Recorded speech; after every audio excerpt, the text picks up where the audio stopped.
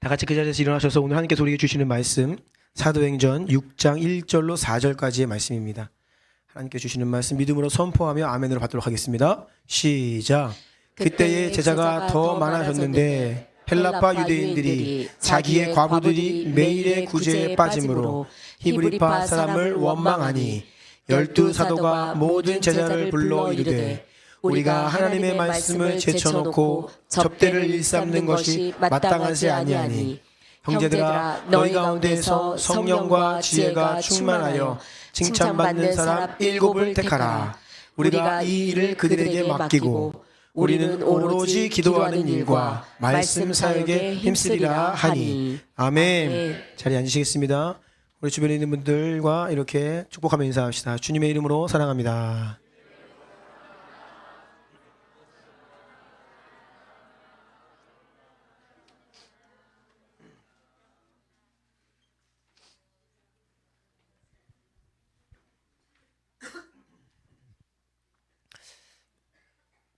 명절을 또 평안 중에 잘 보내신 줄로 생각합니다. 또 오늘도 주님의 집에 발걸음하신 여러분 한 분 한 분을 예수님의 이름으로 환영하고 또 사랑하고 축복합니다. 오늘은 더 원띵 5번째 메시지로 설교를 전하도록 하겠습니다. 제목을 같이 읽어볼까요? 시작. 깊은 기도, 살아있는 기도, 능력 있는 기도. 부제도 읽겠습니다. 시작. 기도의 성장과 돌파를 위한 몇 가지 핵심 지침들. 네, 이러한 제목으로 하나님의 말씀을 전하겠습니다. 지난주에는 말씀에 대한 메시지를 전했죠. 오늘은 이어서 기도에 대한 메시지입니다. 말씀과 기도 이 두 가지는요, 우리가 신앙생활을 하는 데 있어서 가장 핵심이고 가장 본질인 두 기둥입니다. 그래서 아무리 강조해도 지나치지 않습니다. 오늘도 말씀을 이어가도록 하겠습니다. 예루살렘 교회가 빠르게 성장을 했어요. 교회가 성장을 하면 해야 할 일들, 사역들도 많아집니다. 12 사도들이 이렇게 말합니다. 오늘 본문 2절입니다. 시작. 12 사도가 모든 제자를 불러 이르되 우리가 하나님의 말씀을 제쳐놓고 접대를 일삼는 것이 마땅하지 아니하니. 자, 여기 접대란 교회 안에서의 구제 사역이라고 보면 되는데요. 당시의 초대교회에 교회 안에 남편을 잃은 과부들이 많이 계셨습니다. 당시에는요, 남편을 잃었다, 또 돌보는 친척과 가족들이 없다는 것은요, 생계 자체가 매일매일 먹을 것이 없는 매우 취약 계층이다라고 할 수 있어요. 그래서 매일매일 초대교회가 무엇을 했냐면 남편을 잃은 여성들에게 그날 먹은 음식을 나누어주는 이 사역이 매우 활성화되었던 것으로 보여집니다. 그 매일의 구제 사역이 규모가 매우 커진 거예요. 그런데 여러분, 언제나 그렇듯이 사람이 많아지고 사역도 커지면요, 동시에 예기치 못한 많은 문제들이 발생합니다. 우리가 이제 오늘 말씀에서도 그 부분을 다룰 텐데요. 문제를 너무나 부정적으로 볼 것이 아닙니다. 우리가 그것을 뜻하지는 않고 본심은 그렇지가 않은데 이렇게 같이 살다 보면요, 또 함께 지내다 보면요, 크고 작은 어려움들을 만나게 돼요. 그것을 꼭 부정적으로 볼 것은 아닙니다. 매우 자연스러운 현실입니다. 사람이 늘어나면 일이 많아지고 일이 많아지면 문제거리도 생기는 것이 당연하지요. 만약에 문제 자체를 싫어한다면 방법이 있습니다. 아무것도 안 하면 됩니다. 혼자 있으면 됩니다. 하나님의 일 안 하면 됩니다. 그냥 가만히 있으면 아무 문제 없어요. 그런데 주님의 사명 감당하고 또 교회가 성장하고 또 우리의 지경이 넓어지면 넓어질수록 그만큼 문제도 많아진다라는 것을 기억해야 돼요. 그리고 또 문제가 많아지면요, 거기에 또 많은 시간과 에너지와 또 재정이 들어가게 돼요. 이런 상황에서 지금 사도들이 하는 말을 잘 들어야 되는데 오해하면 안 됩니다. 교회의 모든 사역들이 참 중요합니다. 주님의 이름으로 섬기는 일에 큰 일, 작은 일 있는 것은 아닙니다. 오늘만 하여도 일찍이 교회에 와서 다양한 일들을 성도들이 섬깁니다. 보이는 곳에서 보이지 않는 곳에서 주보를 접고 음식을 준비하고 또 환영하면서 성도들을 맞이하고 또 아까 보니까 누가 청소기에서 막 다니더라고요. 예배 앞두고 여기 또 청소 한 번 더 하고 이런저런 많은 일들을 해야 합니다. 모든 것이 주님의 이름으로 몸된 교회를 섬기는 그 모든 일은 참 귀하고 아름다운 사역입니다. 하지만 사도들이 하는 말의 그 포인트는 말씀을 제쳐놓고 그것을 하는 것은 마땅하지 않다라는 거예요.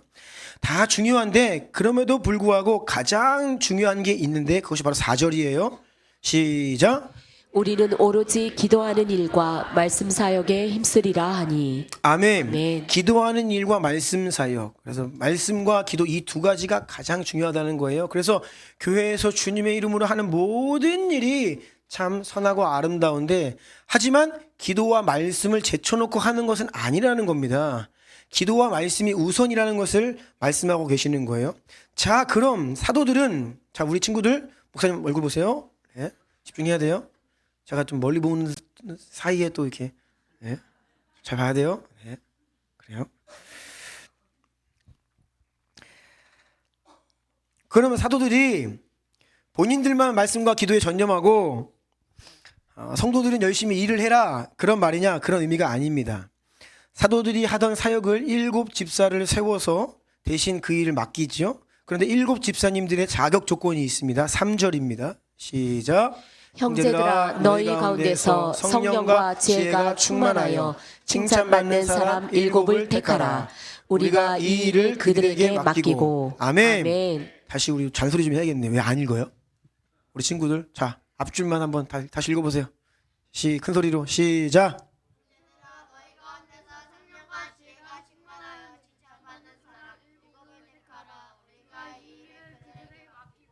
아멘.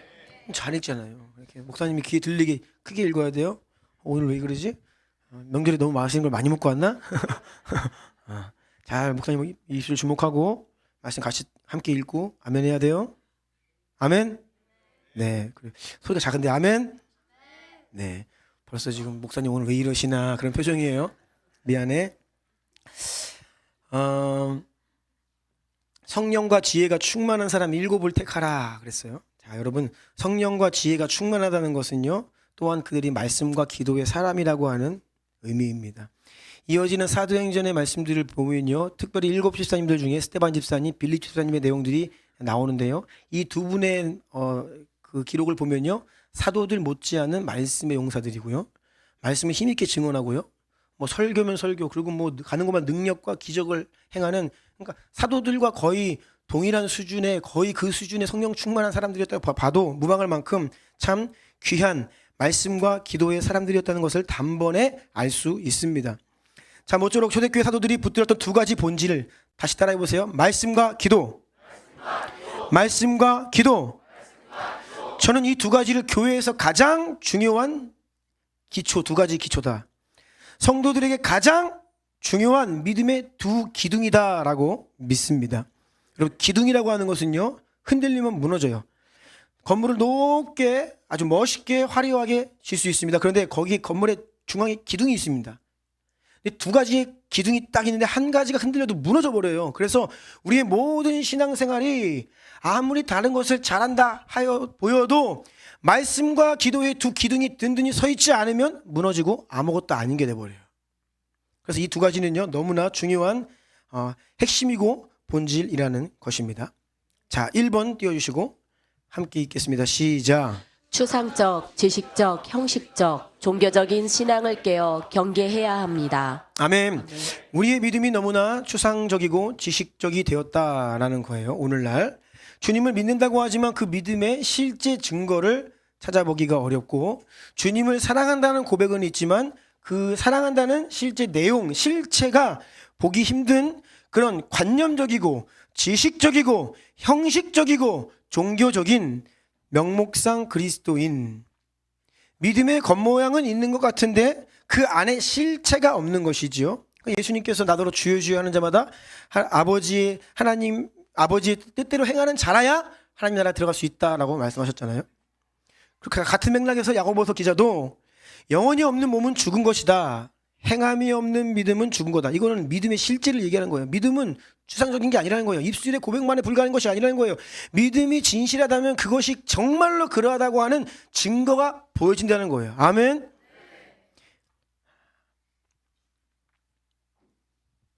주일에 교회를 가는데 그러니까 교회 다닌다 그런 말을 써요. 제가 정말 싫어하는 말입니다. 교회 다닌다. 정말 그렇게 됐어요. 교회를 다녀요. 주일에 교회를 다니죠. 나가지요. 그런데 가만히 삶을 들여다보면 정말 믿음이 있는지 그 실체가 불분명할 때가 있어요. 교회를 나가지 않는 믿음이 없는 사람과 믿음이 있는 사람의 삶이 현저하게 달라야 되는데 그렇지 못하다는 것입니다. 평생 교회를 다녔지만 말씀 생활 제대로 안 하는, 하지 못하는 성도들이 부지기수입니다. 대다수입니다. 죄송합니다. 대다수입니다. 매일 성경을 열어 하나님의 말씀을 읽으며 그것을 통해 하나님의 음성을 듣고 은혜를 받고 심령이 뜨거워지면서 그 말씀의 은혜로 하루하루를 살아가는 성도들이 얼마나 돼요? 별로 없어요. 교회를 오래 열심히 다녔습니다. 봉사도 제법 합니다. 직분도 받았습니다. 그런데 기도 생활 제대로 못하는 성도들 너무 많아요.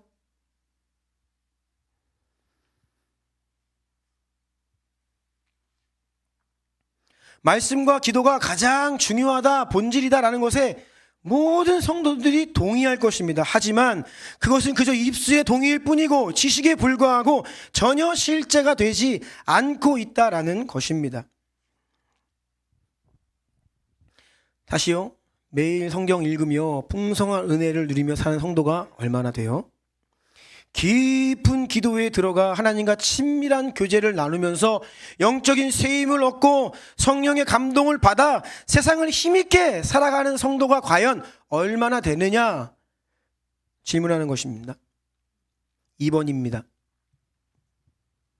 시작. 무엇이 여러분의 기준입니까? 기준점이 중요합니다. 오늘날 믿음의 기준이 너무나 잘못되어 있습니다. 제가 지난번 영국에 다녀온 이후에 그린위치 천문대 말씀드렸죠. 거기가 경도와 시간의 기준입니다. 거기 시간이 지금 기준이에요. 그 기준이 있기 때문에 지금 우리의 시간이 나오는 거예요. 우리 위치가 나오는 겁니다. 기준이 흔들리면 내가 어디에 있는지 뭘 하는지 혼돈스러워요. 또한 우리가 신앙생활하면서 믿음의 신앙의 기준, 교회에는 이루어야지 그 기준이 너무 낮으면 기대할 수가 없습니다. 과연 오늘날 일반적인 교회와 성도들이 생각하는 믿음의 기준이 무엇입니까? 성경이 기준입니까? 예수님이 기준입니까? 아니면 다른 그냥 흔히 보이는 일반적인 오늘날의 교회의 모습들이 기준입니까? 아니면 그냥 일반적인 성도들이라 하는 교회 다니는 사람들이 기준입니까? 뭐가 기준이죠? 한국 교회에서 슬픈 현실이지만 성도들의 일반적인 기준은 일주일에 교회에 한 번 가는 사람이 성도입니다. 주일날 교회 가는 사람. 썬데이 크리스찬이라고 하죠. 그래서 만약에 금요일 밤에 어디 가세요? 교회 가요. 믿음 좋네. 네. 금요일 밤인데 교회를 가요? 믿음 좋아. 그러니까 한 번 더 금요일, 주일날만이 아니라 금요일도 교회 가면 믿음 좋은 사람이라고 생각하는 게 오늘의 기준이죠. 조금 더 좋으면 수요일도 갑니다. 근데 오늘날은 이 교회마다 수요 예배가 없어지는 교회가 많아요. 수요일날 예배가 없는 교회 많습니다. 만약에 현재 대한민국 상황에서 20대 청년이, 20대 대학생이 매일 교회 간다. 상당히 이상하게 생각합니다. 그런데 매일 교회 가는 것 넘어서서 아침 저녁으로 2번 간다. 거의 이단됩니다. 왜요? 희귀한 일이니까요. 이상히 여겨. 왜요? 오늘날 일반화되어 있는 잘못된 기준 때문에 이러한 모습을 보면서 이상하다 생각하는 거예요. 삼산동에 사시는 어떤 우리 성도님의 지인이 우리 성도님에게 이야기하는 거예요. 큰일 났다는 거예요. 주나님교회가 이단으로 소문이 났대요. 삼산동에. 그래서 왜 주나님교회가 이단이라 그래요? 했더니 그분 교회 너무 주나님교회 전도를 열심히 해가지고 이상하다는 소문이 났대. 그러니까 저는 대답할 가치를 못 느껴요. 제가 무슨 말을 해야 돼요? 여기서 무슨 대답을 해야 되죠? 뭐 대답해야 돼요? 이거 굳이? 전도를 너무 열심히 해서 이상하대. 뭐가 어디가 기준이에요? 분명한 거는 성경은 기준이 아닌 거예요. 분명한 거는 예수님 기준 아니야. 예수님은요 자나깨나 뭐 했어요? 하신 게 뭐예요? 가르치고 전하고 고치고 복음 전하고 천국 복음 선포하시고 아픈 사람에서 고치고. 큰일 났어. 우리가 기대하는 것처럼 능력 전도하면 더 큰일 나겠어. 예수님처럼 막 치유라도 한번 하면 누가 막 길거리에서 누구 병자 한 명 치유되면 더 큰일 날 것 같아. 오늘날 이상해졌어요. 뭐가 기준이냐는 것이죠. 제가 궁금한 게 거기까지 묻지 못했는데 그 이야기를 들은 그 우리 성도님의 지인분, 그분도 성도님이신데 과연 그 얘기 듣고 뭐라고 말씀하셨는지 저는 그게 궁금해요. 성도라고 한다면 그런 얘기를 하면 뭐라고 이야기해야 될까요?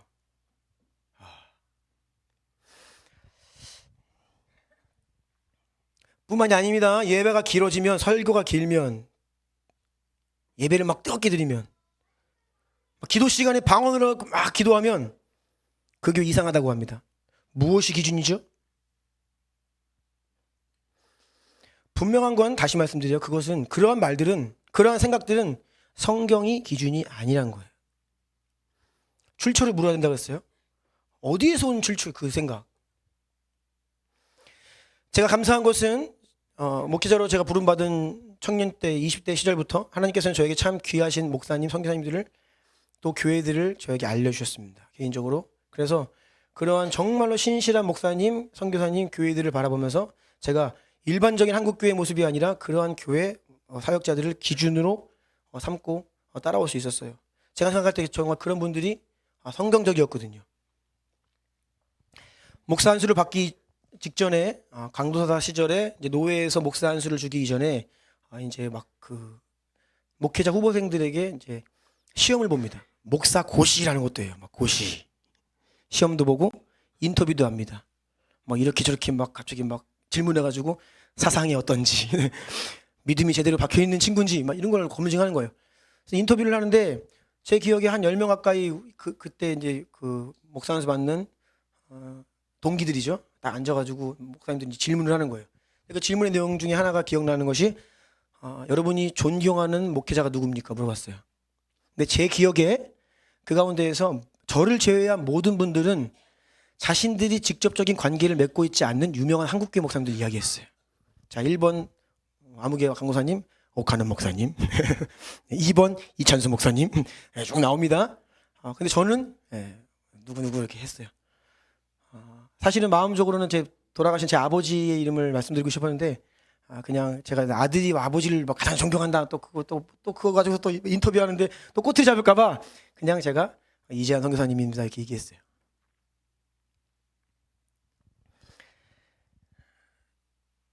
이게 무슨 말이냐면요, 오늘날에 내 주변에 존경할 만한 사람이 없다는 거예요.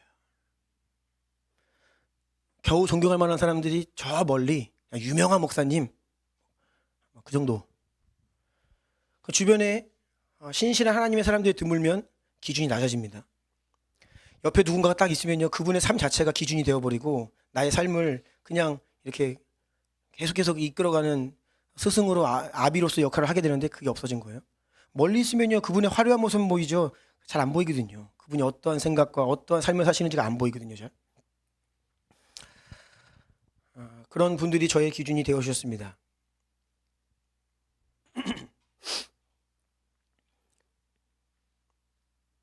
그리고 청년 시절에 커미션에서 훈련받으면서 이제 만났던 고성주 목사님, 수원 하나교회 뭐 이런 교회들, 수원 하나교회가 특별히 제가 청년 때 굉장히 와 나도 저런 교회 목회하고 싶다 그런 마음이 들 만큼 참 제가 흠모했던 교회였어요. 무엇보다 선교를 위해서 이 청년들을 강하게 훈련하고 선교에 완전히 올인되어 있는 이 교회 모습들을 보면서 큰 도전을 받았거든요.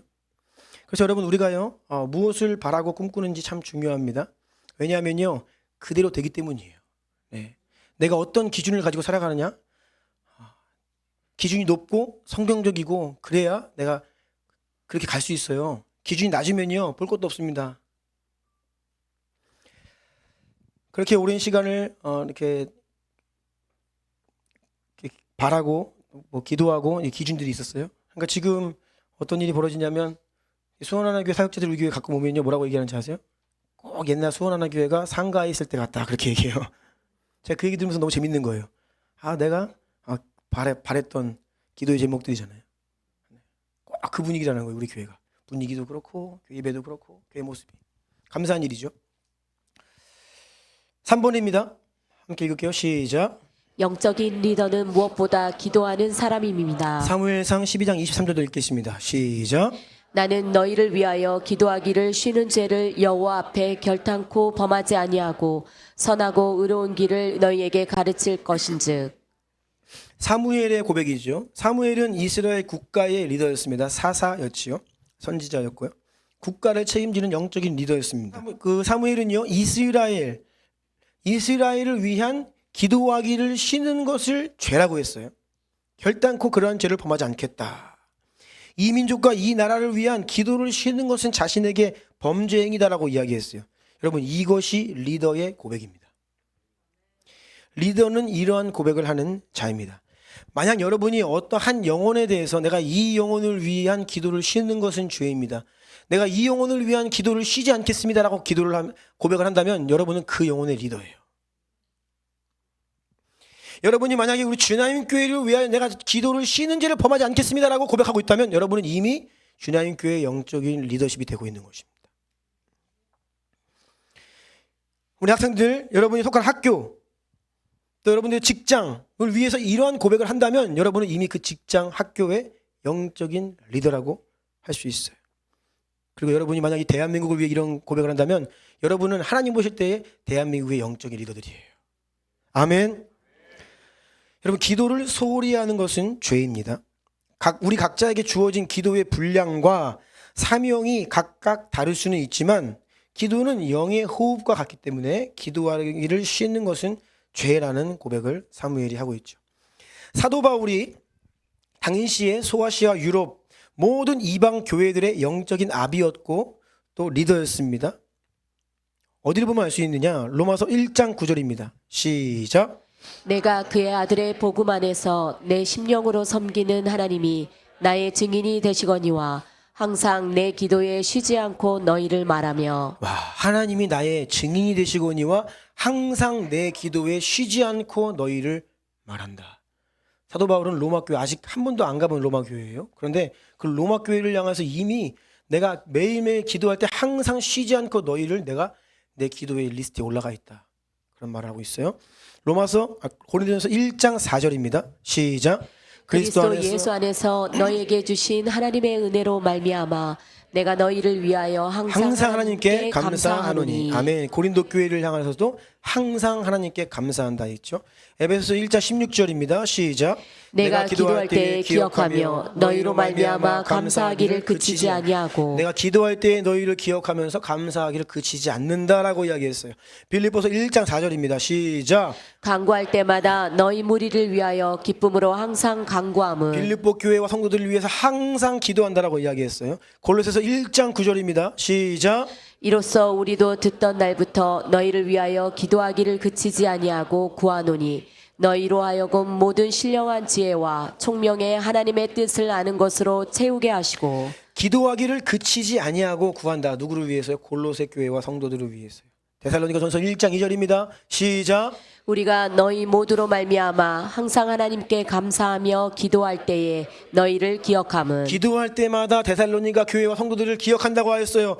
디모데후서 1장 3절입니다. 시작. 내가 밤낮 간구하는 가운데 쉬지 않고 너희를 생각하여 청결한 양심으로 조상적부터 섬겨오는 하나님께 감사하고. 밤낮 간구하는 가운데 쉬지 않고 디모데야 내가 너를 생각하며 너를 위해 기도한다. 디모데의 영적인 아비였죠. 빌레몬서 1장 4절입니다. 시작. 내가 항상 내 하나님께 감사하고 기도할 때 너를 말함은. 빌레몬을 향하여 항상 기도할 때 너를 말한다라고 이야기했어요. 여러분, 이게 놀랍지 않습니까? 당시 전 세계 교회예요. 그리고 이 사도 바울의 이 교회를 향한 성도들을 향한 기도의 내용들을 보면요, 그냥 단순히 그들의 이름을 조금 언급하면서 축복하는 수준이 아닙니다. 에베소서 보면요, 에베소 교회를 향한 그의 기도가요, 교리적으로 신학적으로 엄청 깊고 풍성한 그런 기도를 하나님께 드렸다는 거예요. 더군다나 사도 바울은 고린도전서 14장 18절에서 이렇게 이야기합니다. 내가 너희 모든 사람보다 방언을 더 말함으로 하나님께 감사하노라. 이것은 바울의 개인 기도 시간의 그 분량이 엄청났다는 것을 의미합니다. 자, 아까 쭉 읽어드린 기도 때마다 항상 쉬지 않고 하나님이 자신의 증인이라고 말하면서 모든 교회를 다 그 영혼들 이름을 불러가면서 교회를 위해서 기도하는데 그 기도가 그냥 피상적인 얕은 수준의 기도가 아니라 깊은 기도예요. 근데 항상 그렇게 기도해요. 얼마나 기도했을까요? 챗GPT한테 물어봤어요. 사도 바울 얼마나 기도했을까요? 얼마나 기도했는지 성경에 나와 있지는 않지만 엄청 기도했던 걸로 보입니다. 그렇게 얘기하더라고요. 예. 왜냐하면 이 내용들이 이거 기도에 담으려면 다 입으로 말하면 생각도 아니에요. 뭐 영으로 내가 방언으로 기도했다가 아니에요. 말한다. 기억한다. 그러니까 사도 바울이 최고의 사도인 거예요. 그러니까 사도 바울이요 가장 큰 사도인 겁니다. 전 세계가 마음에 있어요. 요한 웨슬리가 그랬거든요. 전 세계는 나의 교구다. 그러니까 시대를 바꾸는 영적 거장인 거예요. 벌써 달라. 기도의 분량이. 전 세계가 내 교구예요. 저는 삼산동.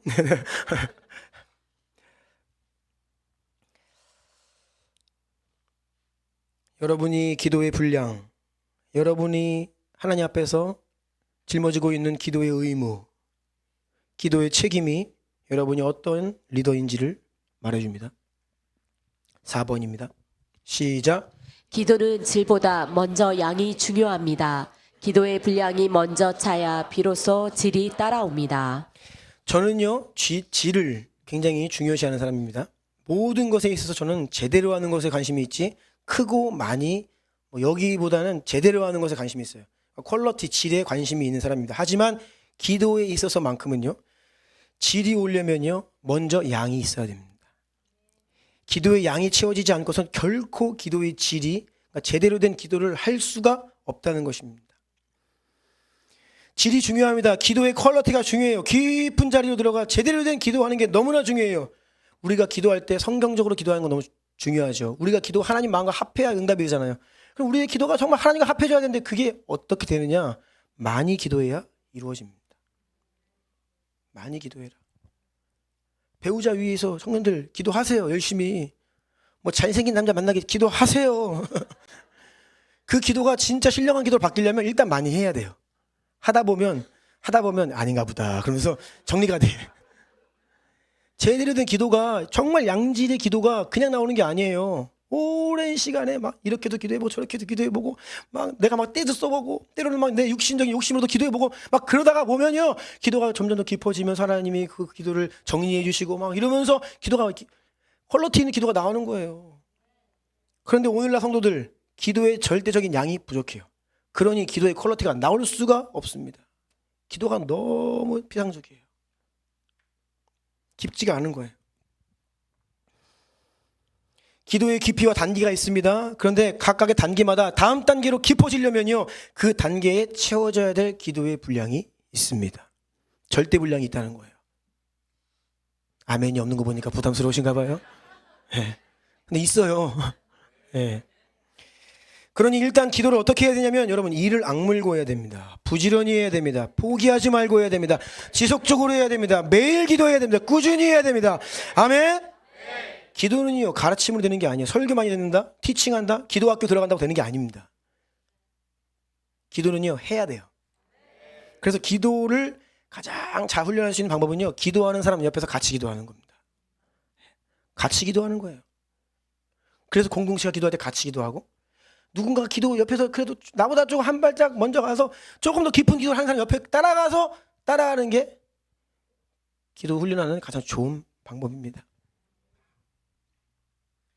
만약 우리 주나영 성도님들 가운데 나는 혼자 기도하면 5분도 기도하기 어렵습니다 라고 하는 분이 계시다면 여러분 오늘부터 10분 기도를 작정하고 10분 기도의 분량을 채우십시오. 아멘. 지금 나를 뭘로 보고요 10분 뭐 아무도 아멘 안 하는 거 보니까 그런 분은 안 계신가 봐. 근데 매일 빠지지 않고 월화수목금토일 주 7일 계속해야 돼요. 아멘. 나는 그래도 한 30분 할 수 있다 라고 하시는 분은 손을 내리세요. 네.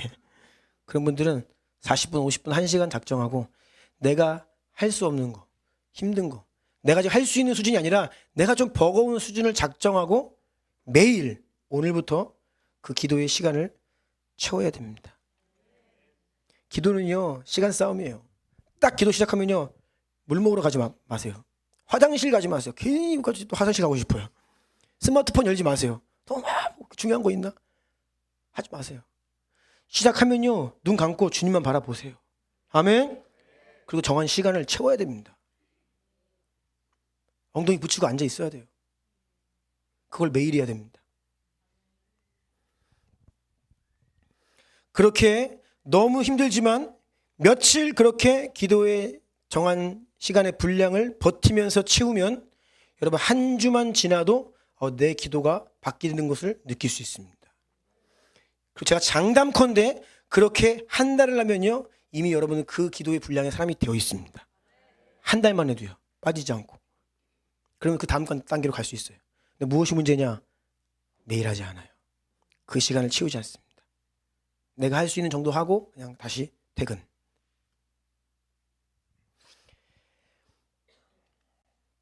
주남교회가 모든 성도들에게 하루 1시간 기도를 계속 훈련하고 있습니다. 왜 1시간이냐? 이것은요 제가 생각하는 성도가 최소한 믿음 지키며 살 수 있는 최소한이 1시간이다 저는 그렇게 생각을 해요. 여러분 성도라고 하면 주나님 성도라고 하면 최소한 매일 하루 1시간은 기도하시기 축복합니다. 이게 안 되면 오늘부터 시작하시라고요. 그래서 한 주 클리어 해보시라고요. 하루도 빠지지 말고. 그리고 한 달을 해보세요. 그러면 여러분은 이미 그러한 기도의 사람이 되어 있다는 것입니다. 그리고 내 믿음 겨우 지키며 사는 것이 아니라 나도 좀 힘들어하는 영혼들이 있는데 교회에 좀 연약한 자들이 있는데 가서 좀 돕고 섬기고 그들을 좀 깨우고 살리고 싶다. 그러면 2시간 기도하십시오.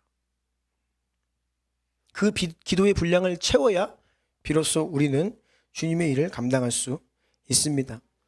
물론 내가 마음 먹고 오늘 1시간 2시간 기도한다고 갑자기 변하는 것은 아닙니다. 그런데 그것이 한 주가 되고 한 달이 되면 굉장히 큰 변화와 성장과 돌파를 경험할 수 있다는 것입니다. 5번입니다. 시작. 기도는 시간을 작정하고 구별된 장소에서 해야 합니다. 매일 정한 시간, 매일 꾸준히 해야 합니다. 이것은 기도의 삶의 정착과 승리를 위한 가장 기본 법칙입니다. 제가 이것을 거의 10년 넘게 계속 말씀드리고 있습니다. 잔소리처럼 들리시죠? 이것이 안 되는 분들이 꽤 계십니다.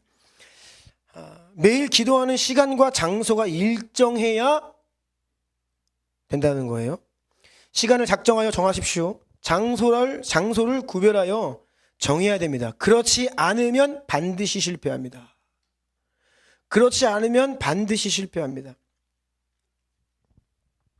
이 단순한 지침이지만 이것을 순종으로 받으시는 분들은 이미 기도의 많은 성장과 돌파를 이루어 오셨고요. 뭐 꼭 작정해야 되나? 꼭 시간이 장소가 일정해야 되나? 안 그럴 수도 있지. 라고 하면서 빈틈 여기저기 빠져나가시면요. 성장 잘 안 됩니다. 피할 길이 없습니다. 계속 제자리 걸음 하실 수 있다는 거예요. 기도를 왜 먼저 기도의 시간을 작정하여 구별하여 지켜야 되느냐? 여러분 하나님께 드리는 것, 특별히 기도의 시간은 남는 시간에 하는 게 아닙니다. 그래서 할 수 있으면요. 자기 전보다 일어나자마자가 중요해요. 없는 시간 속에서 시간을 구별하여 주님께 드리는 것이 하나님 받으시는 기도에 합당한 것이지 우리가 남는 것을 주님께 드리는 것은 하나님께 전혀 합당하지가 않습니다. 오늘날 우리가 신앙생활 할 때 이것도 잘못된 기준 중에 하나입니다. 성경적 기준은요. 남는 거 드리는 거 아닙니다. 저도 남는 거 가져오면 별로 안 좋아요. 먹던 거 남는 거 가져오면 먹기 싫어요. 성의가 있으니까 그냥 감사합니다 하겠지만 먹던 거 가져오면 저 별로요. 여러분 하나님은요. 최선의 것을 최상의 것을 가져오라 하시지 남는 거 가져오라 하신 적이 없습니다. 그런데 오늘날 너무나 많은 성도들이 적당히 남는 거 할만하니 이렇게 그냥 올려드려요. 받으실 줄 아는데 주님 안 받으십니다. 남는 재정 이제 먹고 살만한 정도에서 이제 내가 이렇게 하는 거 하나님 받으시기 합당치 않습니다. 남는 에너지 세상에서 다 쏟고 남는 잉여 에너지로 하나님 섬긴다? 그러한 컨셉은 성경에 없어요. 하나님 받지 않으십니다. 가인의 예배가 그러했을 거예요. 하나님은 최고의 것, 최상의 것을 가장 먼저 구별하여 받으시기에 합당하신 분입니다. 우리 주변에 있는 분들께 이렇게 깨워주세요. 최상의 것을 들으십시오.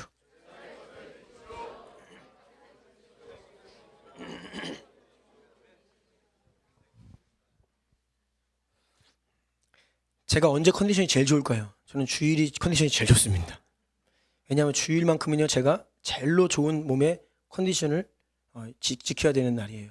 근데 이것은 모든 성도들이 마찬가지입니다. 여러분의 최상의 컨디션으로 주님께 예배 드려야 됩니다. 그러기 위해서 토요일을 잘 지켜야 된다. 특히 토요일 저녁 시간을 잘 보내지 않으면 주님께 예배 잘 드릴 수가 없어요. 성경에서 처음 것은요 가장 귀한 것을 의미합니다. 그리고 처음 것은요 전부를 의미합니다. 하나님은요 장자, 첫째 아들이죠. 처음 소살, 만물, 가장 좋은 것을 가져오라 하세요. 그것은요 그 사람의 전부를 받으시겠다라고 하는 거예요. 그래서 하루의 시작의 첫 시간은 가장 그 하루 중에 퀄리티 있는 좋은 시간, 최상의 시간입니다. 그 시간을 구별해 주님께 드린다는 것은요 나의 가장 귀한 것을 드립니다. 전부를 드립니다. 그 의미예요. 아멘.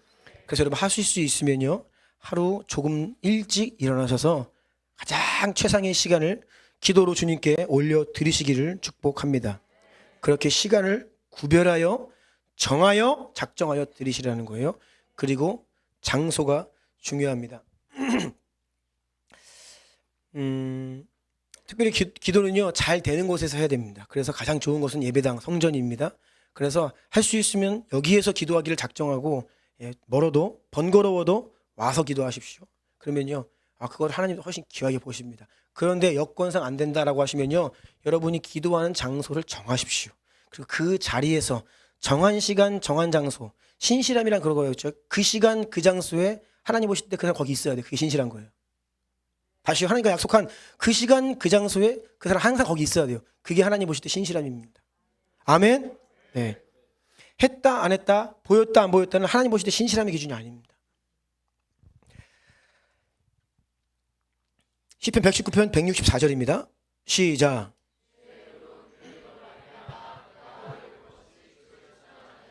아멘. 하루 7번씩 주를 찬양하나이다. 이 말씀에 근거하여서 초대교회의 영적인 아비들은요 하루 7번의 시간을 구별하여 하나님께 나아가 시편 말씀으로 기도했죠. 예배드렸습니다. 우리가 지금 그 7번의 기도를 매일 하나씩 하는 거예요. 6시 줌 기도 때. 그래서 하루의 첫 시간의 기도, 또 3시기도, 6시기도, 9시기도, 11시기도, 12시기도, 자정기도 해가지고 7번의 기도를 우리가 매일매일 아침마다 올려드리고 있습니다. 다니엘 6장 10절입니다. 시작.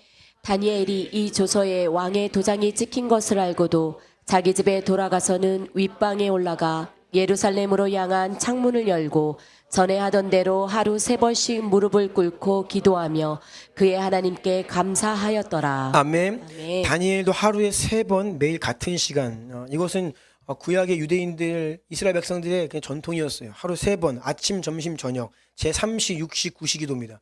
이 시간이 되면 정한 시간입니다. 이때 기도예요. 정한 시간의 기도입니다.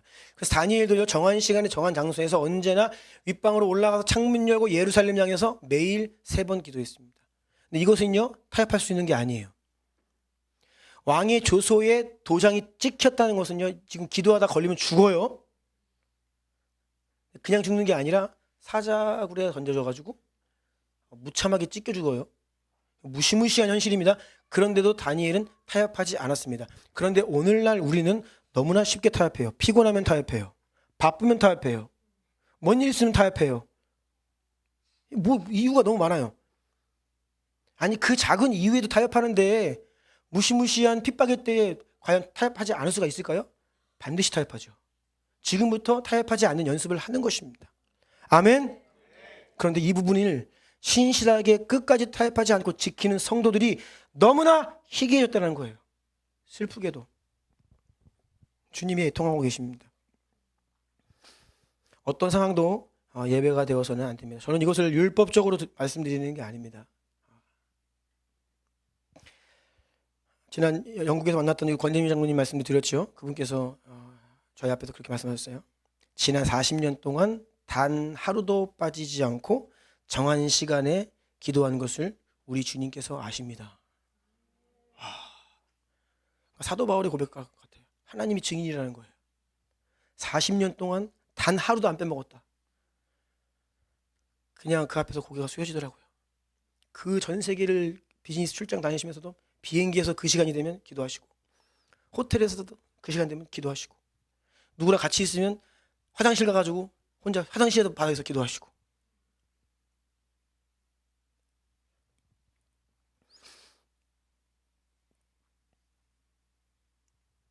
사도행전 3장 1절입니다. 시작. 제9시 기도 시간에 베드로와 요한이 성전에 올라갈새 자, 여기에서 제9시 기도 시간, 이것을 좀 더 직역을 하자면 그 기도의 시간이야. 바로 그 기도의 시간, 곧 9번째 시간, 이런 의미입니다. 이것은요, 정관사가 정해진 기도의 시간이라는 거. 이때 베드로와 요한이 어디에서? 성전에서.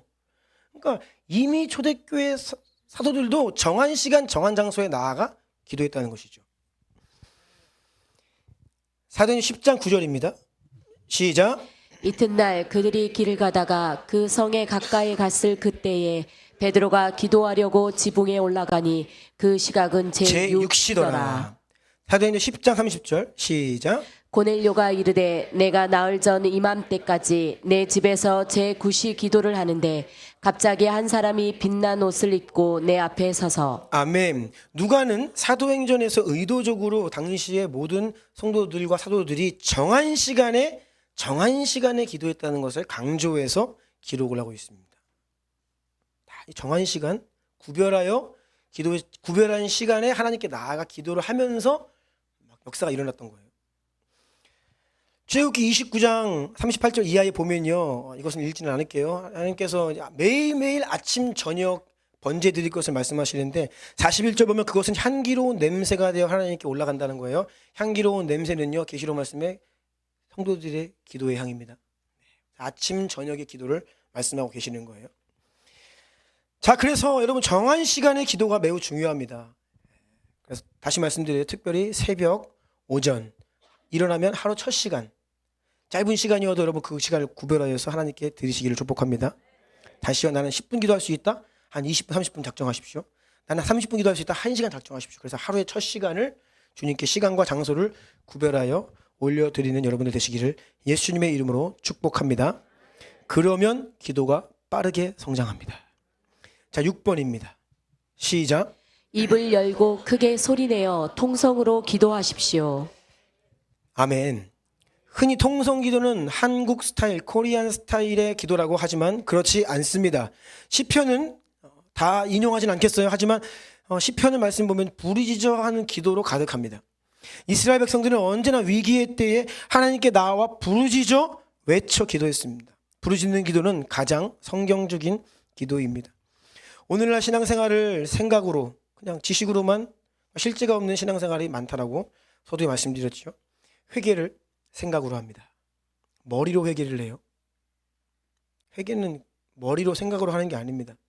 입술로 자백해야 돼요. 하나님께 소리내어 내가 하나님 죄송합니다. 법정에서도요, 부르면요 소리내게 합니다. 입술로 고백하는 게 이게 의미가 있는 거예요. 마음으로 기도할 수 있죠. 그런데 쉽지 않아요. 자칫 잘못하면 이게 마음으로 진짜 기도하는 건지 내 생각인지, 내 입술로 소리내어 내 죄를 하나님 앞에 토로하는 것이 회개입니다.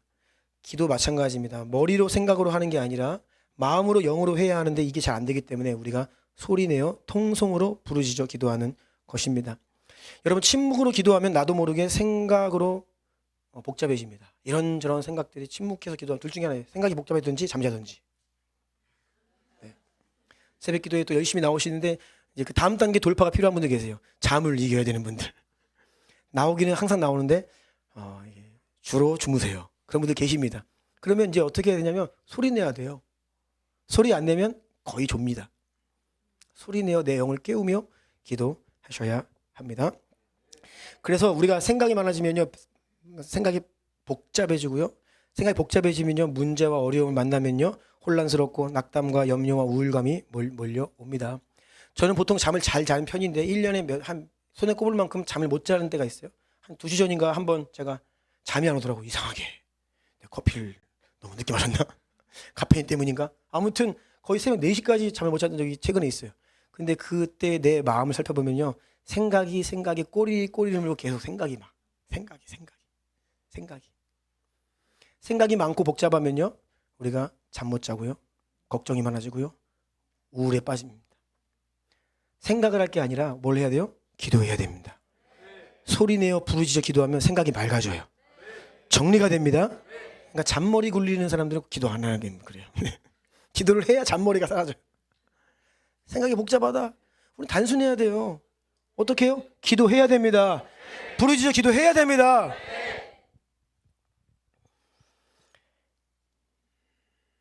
따라서 기도하기 위해 성전에 들어올 때와 기도를 마치고 성전을 나갈 때 여러분의 모습이 같아서는 안 됩니다. 들어올 때는 많은 기도의 제목을 가지고 많은 생각들 가지고 들어올 수 있지만 한두 시간 그렇게 힘있게 부르짖어 기도한 이후에는요, 할렐루야, 아멘, 주님이 하십니다라고 하면서 우리의 생각이 단순하게 정리되고요, 잡생각이 다 떠나가고요. 아멘. 하나님이 우리 가운데 부으신 하나님의 생각들로 기대와 소망으로 믿음으로 가득해야 되는 줄로 믿습니다. 이게 제대로 된 퀄리티 있는 기도 생활을 할 때에 누릴 수 있는 기쁨이라는 거예요. 우리의 영이 언제 가장 충만할까요? 그것은 바로 기도할 때입니다. 기도하는 그 시간 여러분의 영이 가장 충만합니다.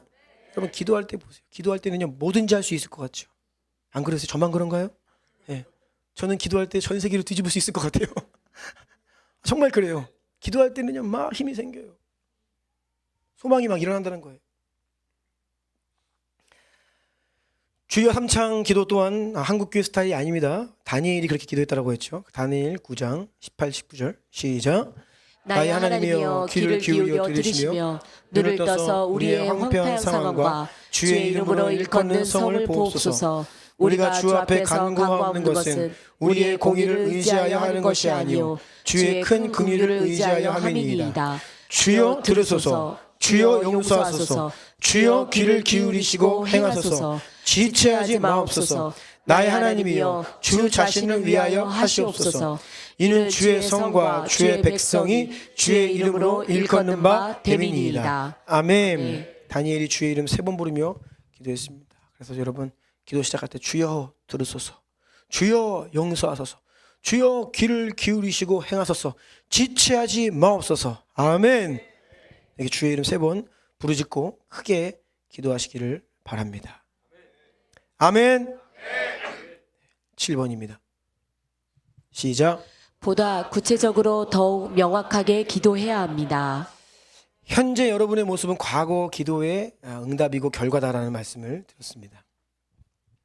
지금 여러분의 기도의 내용을 보면 앞으로 5년 후, 10년 후 여러분의 모습을 볼 수 있습니다. 정말 그렇습니다. 따라서 우리는 기도를 대충 추상적으로 하면 안 됩니다. 기도는 구체적으로 명확하게 해야 됩니다. 그래야 하나님이 그렇게 역사하시고 하나님이 역사하실 때에 할렐루야 아멘 그 응답을 깨달을 수 있는 것입니다. 배우자를 위한 기도도 우리 청년들에게 제가 가끔 이제 얘기할 기회가 있으면요 구체적으로 기도하라라고 이야기합니다. 어떤 사람 만나고 싶어? 믿음 좋은 사람이요. 아니 믿음 좋은 게 뭔데요?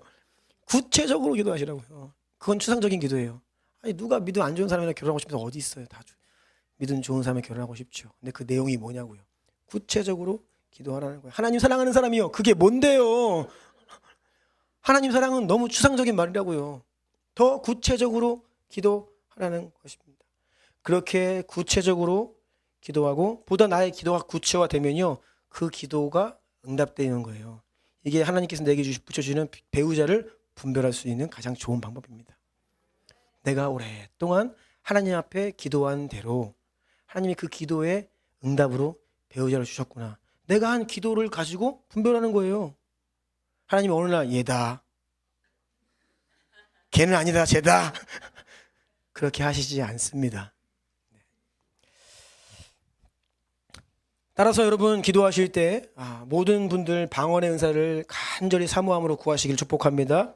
그래서 방언으로 기도하세요. 그래서 방언으로 계속 기도하시고 소리내어 크게 방언으로 기도하시되 여러분이 기도하실 때에 조금 의도적으로 절반은 방언, 한 절반 정도는 나의 명확한 언어로 기도하시기를 바랍니다. 내가 무슨 기도를 하고 있는지 알아야 그래야 나의 기도가 더 깊어지고 명확해집니다. 우리의 기도가 좌우의 날선 어떤 것보다 예리한 기도가 되어야 합니다. 아멘. 그리고 하나님의 말씀으로도 기도하십시오. 시편 말씀으로 기도하시고 하나님 말씀을 가지고 기도하십시오. 그러면 기도가 더 명확해지고 풍성해지고 지경이 넓어질 것입니다. 여러분 힘들 때, 낙담될 때, 어려운 일 만날 때, 하늘이 무너진 것 같을 때, 정말로 막 죽을 것 같을 때 교회로 피신하셔서 시편 몇 편 피라고요? 119편 피시라고요. 119 내용원의 119 네. 119편 피시라고요. 소리내서 읽으세요. 19편 피세요. 좀 짧아요. 소리내서 읽으세요. 119편은요 그냥 그 내용 자체가 내 영혼아 깨어나라 소생하라 막 그냥 그 내용들로 가득해요. 그냥 그 하나님 말씀 소리내서 그냥 기도하시면서 예배하면서 부르짖어 기도해 보세요. 내 영이 막 살아나는 것을 느낄 수 있습니다. 그 능력을 왜 모르냐? 안에서 해보십시오. 말씀의 능력을 경험하게 될 것입니다. 그래서 원래 오늘 시간이 좀 있으면요 다 하려고 그랬는데 이것도 넘어가겠습니다. 패스하시고요. 8번으로 넘어가 주세요. 네. 시작. 하나님은 기도의 내용보다 기도하는 우리 자신에게 더 관심이 있으십니다. 아멘. 자, 창세기 4장 4절 5절 보면요. 아벨은 자기도 양의 첫 새끼와 그 기름으로 드렸더니 여호와께서 아벨과 그의 제물은 받으셨으나 가인과 그의 제물은 받지 아니하신지라 이렇게 기록되어 있어요. 자, 아인과 그의 제물이 하나로 묶여 있습니다. 가인과 그의 제물이 하나 묶여 있어요. 내가 드린 제물을 예배를 하나님 안 받으신다. 나를 안 받으시는 거예요. 하나로 묶여 있습니다. 하나님께서 제사를 받으신다는 것은요. 그 제사를 드리는 그 사람을 받으신다는 의미예요. 하나님이요, 여러분, 제물이 필요하신 게 아니에요. 그 뭐 어린 양 그거 뭐 잡아가지고 오면 하나님 뭐 잡수시려고요? 네? 하나님 그 제물이 필요한 게 아닙니다. 그 제물을 가지고 오는 그 사람을 원하시는 거예요. 아멘. 그 사람 안에 있는 하나님을 향한 마음이 어떠한지가 이 제물에 담겨 있기 때문에 그 제물에 대한 구체적인 또 요구를 하시는데 흠이 없는 것, 귀한 것. 왜냐하면 하나님을 향한 마음을 그렇게 표현하라는 것이죠. 그렇지만 하나님은 그 사람을 원하시는 제물을 원하시는 게 아닙니다. 시편 51편 16, 17절 함께 읽습니다. 시작. 주께서는 제사를 기뻐하지 아니하시나니 그렇지 아니하면 내가 드렸을 것이라. 주는 번제를 기뻐하지 아니하시나이다. 하나님께서 구하시는 제사는 상한 심령이라. 하나님이여 상하고 통회하는 마음을 주께서 멸시하지 아니하시리이다. 아멘. 아멘. 하나님은 제사를 번제를 기뻐하지 않으시는 거예요. 그 제사를 드리는 여러분의 상한 마음이 뭡니까? 나 주님 없이는 살 수 없습니다. 내 인생이 이렇게 망가졌습니다. 제가 주님을 떠나서 이렇게 망가졌어요. 나 다시 주님께 돌아가고 싶습니다. 그런 상한 마음, 주님을 향한 마음, 그 마음을 가진 여러분을 원하시는 거예요. 아멘. 미가 6장 6절부터 8절입니다. 시작. 내가 무엇을 가지고 여호와 앞에 나아가며 높으신 하나님께 경배할까? 내가 번제물로 1년 된 송아지를 가지고 그 앞에 나아갈까? 여호와께서 천천의 순양이나 만만의 강물 같은 기름을 기뻐하실까? 내 허물을 위하여 내 마다들을 내 영혼의 죄로 말미암아 내 몸의 열매를 드릴까? 사람아, 주께서 선한 것이 무엇임을 내게 보이셨나니 여호와께서 내게 구하시는 것은 오직 정의를 행하며 인자를 사랑하며 겸손하게 내 하나님과 함께 행하는 것이 아니냐. 아멘. 1년 된 송아지를 가지고 나와 천천의 순양, 만만의 강물의 기름. 여러분 그 순전한 나드, 그 조금만 그 나드가 백데나리온이에요. 만만의 강물 같은 기름이면요 엄청난 겁니다. 이거를 내가 하나님께 드릴까? 근데 하나님은 무엇을 원하십니까? 사람아, 주께서 선한 것이 무엇임을 내게 보이셨나니 여호와께서 너에게 구하시는 것은 정의를 행하고 인자를 사랑하며 겸손하게 내 하나님과 함께 통해 너를 원한다, 그 말이에요. 네.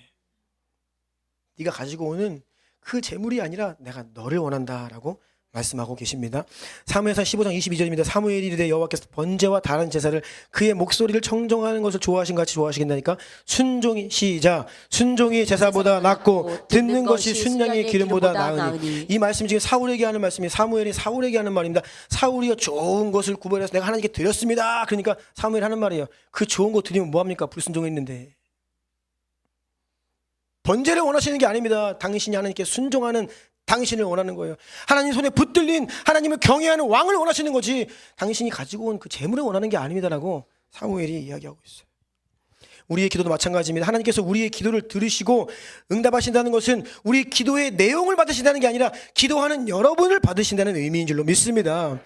기도의 내용도 중요하지만 하나님은 기도의 내용보다 여러분에게 관심이 있으십니다. 나에게 관심이 있다고요.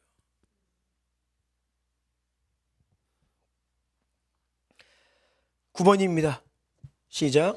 우리가 기도할 수 있다는 것은 그 자체로 엄청난 특권이고 선물입니다. 아멘. 아멘. 여기에서 돌파가 일어나야 이제 기도가 잘 되는데요. 무엇이냐면 기도가 즐거워야 돼요. 일을 악물고 내가 해야 한다 그 말씀드렸어요. 막 그냥 끈질기게 막 버텨야 된다. 근데 언제까지 그렇게 해요? 하루 이틀이죠. 결국은요 그 단계를 넘어가야 되는데 그것은 이제 기도의 즐거움을 경험해야 됩니다. 기도가 막 감격이 있고 재밌고 즐거워야지 기도를 계속할 수 있어요. 우리가 여러분 기도 제목이 있다, 문제 있다는 거죠. 뭔가 내가 지금 어려운 일을 당했어. 하나님께 도움을 구해야 돼. 기도의 제목이 있다는 것은 문제가 많다는 것인데요. 여러분 문제가 많다는 것을 부정적으로 보지 마십시오. 그것은요 감사한 일입니다. 무슨 감사? 네. 기쁜 일입니다. 무슨 기쁨? 왜 그런지 그 이유를 제가 말씀을 드릴게요. 자, 요한복음 14장 12절 14절입니다. 시작.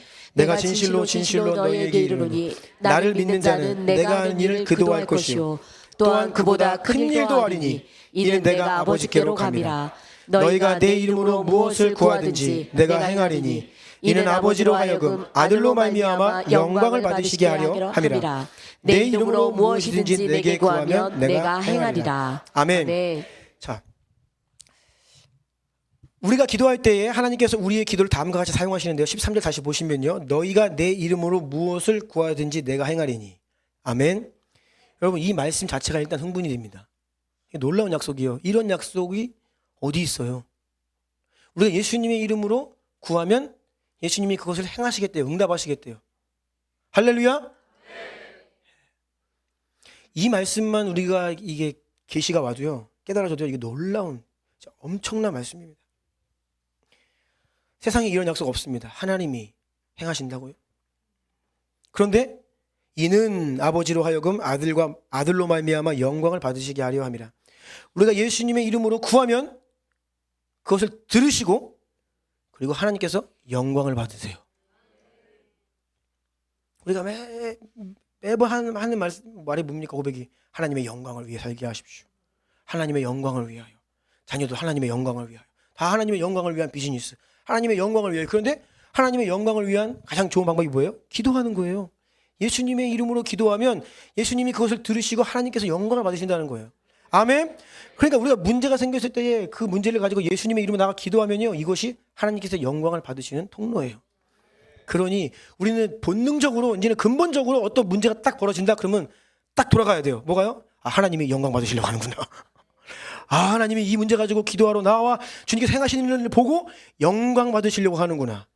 그래서 그 문제를 딱 전환시켜야 돼요. 그래서 할렐루야 외쳐야 됩니다. 14절 내 이름으로 무엇이든지 내게 구하면 내가 행하리니. 예수님의 관심은 하나님 아버지 나라와 그의 뜻에 있었습니다. 예수님이 행하신다라는 말씀은요, 그냥 우리가 원하는 거 들어주겠다라는 수준이 아니라 너희가 원하는 그 기도의 제목을 통해서 하나님의 뜻과 계획을 이 땅 가운데 이루겠다라고 하는 하나님 말씀이에요. 아멘. 놀랍다고요. 이게 엄청난 신비라고요.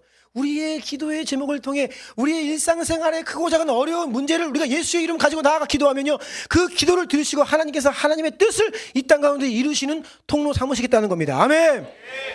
이것은요 놀라운 신비입니다. 자, 그렇게 우리가 기도했어요. 하나님 응답하십니다. 영광 받으십니다. 주의 뜻이 이루어집니다. 우리가 하나님, 살아계신 하나님을 경험하게 돼요. 그러면 우리가 어떻게 돼요? 우리의 예배가 바뀌어요. 감사가 바뀝니다. 찬송이 바뀌어요. 아멘. 그럼 가만히 있어요? 막 간증하지요. 그 옆에 있는 사람이 또 도전을 받죠. 그럼 그 사람도 나도 기도해야겠다 하고 기도해요. 그러니까 이 기도는요, 그냥 이 신비를 깨닫고 하면요, 놀라운 역사가 계속해서 연쇄작용을 일으키면서요, 놀라운 더 큰 영광, 더 큰 믿음, 계속 이 기도의 불이 번져가는 하나님의 신비를 볼 수 있습니다.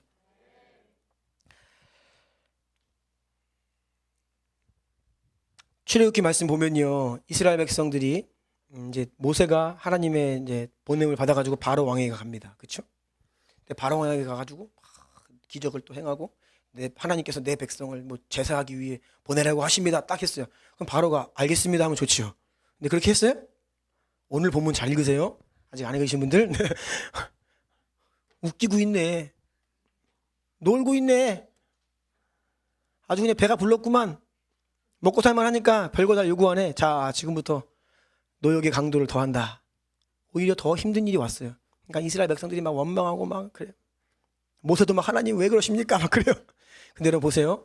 모세가 가서 바로에게 다 기적을 딱 행하고 지팡이를 뱀이 되게 하고 그래서 내 백성을 보내라고 하십니다. 그럼 바로가 알겠습니다. 가세요. 그러면요. 별일 안 일어나요. 근데 바로가 완고하게 버티니까 어떻게 그때부터 이제 10가지 재앙으로 하나하나씩 치기 시작하시는데 하나님의 위대하심을 계시하시죠. 엄청난 분이심을 온 세상에 막 알리시기 시작합니다. 그리고 결정적으로는 10가지 재앙 끝난 다음에 어떻게 되냐?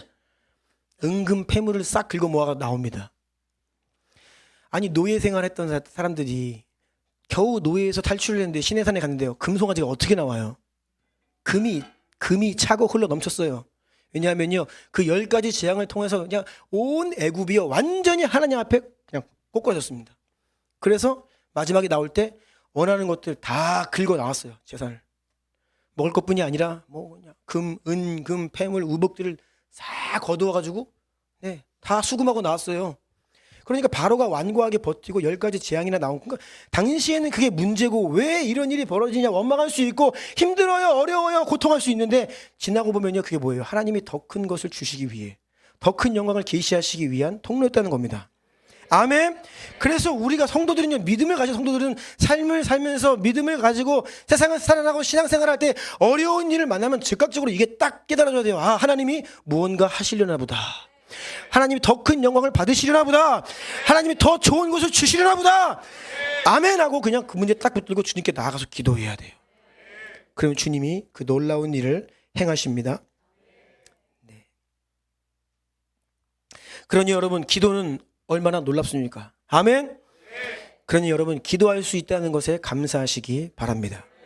기도 제목이 생기면 기뻐하시기 바랍니다. 따라하십시오. 기도는 즐거운 것이다.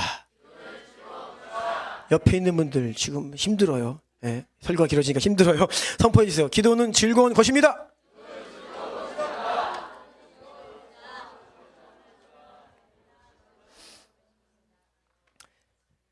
네. 그래서 넘어가서 10번. 자, 10번 시작.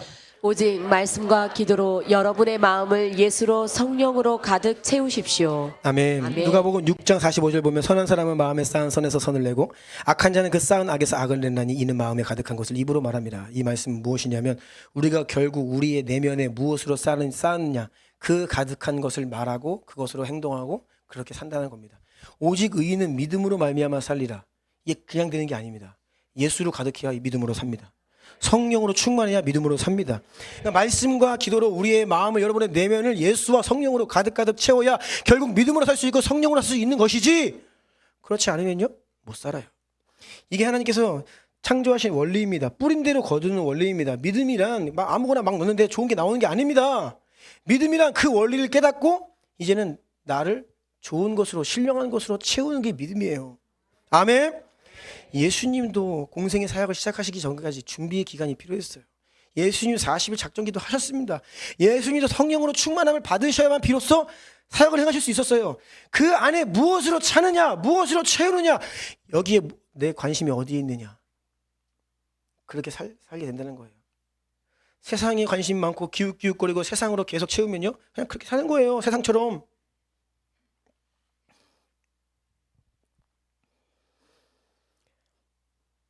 자, 마지막입니다. 11번. 시작. 기도는 기도의 영, 기도의 불이 임해야 제대로 할 수 있습니다. 아멘. 그래서 이제 마지막이에요. 그래서 기도는요, 결국은 잘 하고 싶은데 안 되죠. 기도의 영을 간절히 구하셔야 됩니다. 기도의 불을 구하셔야 합니다. 기도의 영이 임해야 기도의 문이 열린다. 기도줄이 잡힌다. 그런 말 하는 거예요. 기도의 영이 임해야 돼요. 기도의 영이 임해서 여러분들 개인 기도 시간이 바뀌어야 됩니다. 1시간, 2시간 쉬지 않고 기도할 수 있어야 돼요. 방언으로 막 계속 기도하고 쉬지 않고 소리내어 부르짖어 기도할 수 있어야 됩니다. 그러려면 기도의 영이 임해야 돼요. 갑절에 기도의 영이 임해야 된다는 것입니다. 기도의 불이 임해야 됩니다. 왜 성령님이 오순절에 불같이 임하셨을까? 이 불의 속성이 있거든요. 불은요 계속 옮겨 붙어요. 아멘. 네, 내 안에 기도의 불을 가진 자가 무엇을 할 수 있냐면 옆에 있는 꺼져가는 영혼들의 기도의 불을 붙일 수 있습니다. 아멘. 여러분이 기도의 불을 가지고 나와서 기도 막 선포하잖아요. 기도의 불이 막 전가되는 겁니다. 아멘. 새벽 기도 때도요. 기도하는데 가끔 이제 썰렁할 때가 있어요. 다 이렇게 기도의 불이 아니라 냉랭하게 졸고 있고, 근데 누군가 갑자기 주여 하면서 기도하면요, 갑자기 막 기도가 살아나요. 기도의 불을 가진 사람들이에요. 저는 주난 성도들이 기도의 불을 가진 자들 되기를 원합니다. 어디에 가든지 꺼져가는 심지를 다시 일으켜 세우고 불을 지피고, 기도의 불이 우리 주님 가운데, 주님 오시는 그날까지 그 기도의 불이, 부흥의 불이 활활 타오르기를 원합니다. 예배팀 나와주세요. 기도하겠습니다. 오늘 말씀은요, 새롭지는 않죠. 그런데 제가 그냥 늘 강조해왔던 말씀들 중에 이제 몇 가지를 추려서 설교했습니다.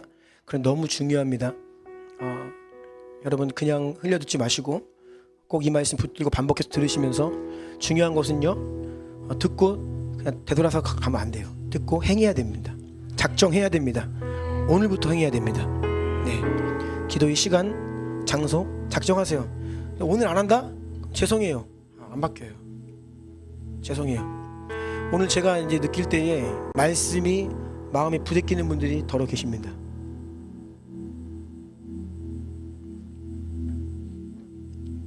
마음의 싸움이 엉킨 싸움이 일어나는 거예요. 저 말 받기 싫은 거야. 저거는 유목사 개인의 의견이지, 꼭 저렇게 해야 되나? 아니요.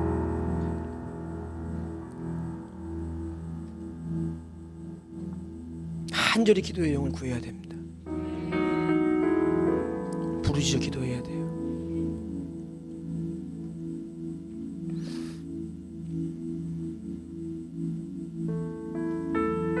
너무나 많은 영혼들의 심령에 기도의 불이 꺼져 있습니다. 꺼지다 못해 냉랭해져 있어요. 불 꺼진 지 오래인 사람들 많습니다. 불이 필요해요. 누가 그 심령에 불을 지필 수 있을까요? 내가 먼저 기도의 불을 가져야 됩니다. 여러분 오늘 주신 말씀 가지고 한번 기도할 때 주신 말씀, 또 깨달음을 가지고 또 결단, 회개 나아가기를 원하는데, 특별히 기도의 영을 구합시다. 기도의 불을 구합시다. 주께서, 성령께서 우리에게 기도의 영으로 임하시면 우리가 입술을 열어 방언으로 기도할 수 있고 소리내어 부르짖어 기도할 수 있습니다. 우리 주난 성도들 다 기도의 용사들 되어야 됩니다. 말씀과 기도의 용사들 되어야 됩니다. 말씀과 기도의 용사들이 되어야 이 마지막 시대를 승리할 수 있습니다. 사명을 감당할 수 있습니다. 교회를 섬길 수 있습니다. 죽어가는 영혼을 살릴 수 있습니다. 열방을 추수할 수 있어요. 기도의 영을 구합시다. 기도의 불을 구합시다. 우리 두 손 들고 우리 큰 소리로 주의 이름 세 번 부르고 간절히 기도하며 나아갑니다. 주여.